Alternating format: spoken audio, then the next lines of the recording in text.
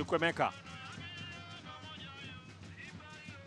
Kibu amerejesha nyuma mpira kwa Shomari. Kamara. Pasi yake kwa Shomari Kapombe. Kibu anampitisha tena Shomari Kapombe. Shomari kavi pass kwenye nafasi Elim Panzu. Kibisawala Elim Panzu kwenda kuifanya kazi nzuri sana ya kukamilisha ile mpira kwenye net.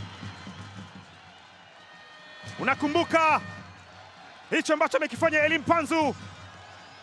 Waliotazama AFCON, shabiki maarufu kwelikweli Jamhuri ya Kidemokrasia ya Kongo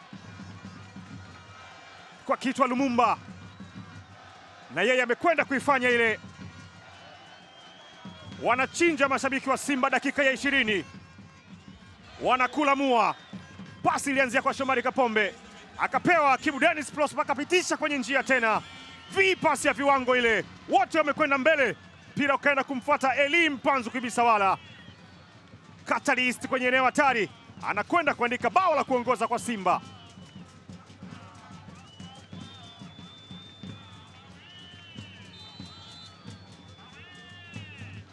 Kwa wale mashabiki wa United, pengine enzi hizo, Luis Nani, mmoja wa wachezaji ambao walikuwa wakifunga, anakwenda kuruka somersault hizo. Inazungushwa cross na Omari Manga. Kasim anajaribu mpira ambao anakwenda kuja kwenye net. Bao kali kabisa.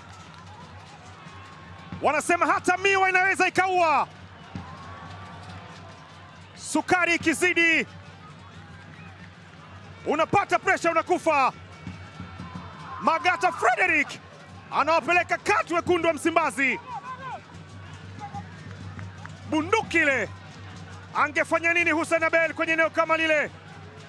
Tazama mpira wa Wilson Nangu aliokoa, lakini kasetiwa pale pale na Kasim Shaibu.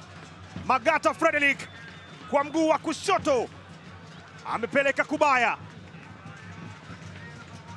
Atupele kubaya huko kwa Hussein Abel.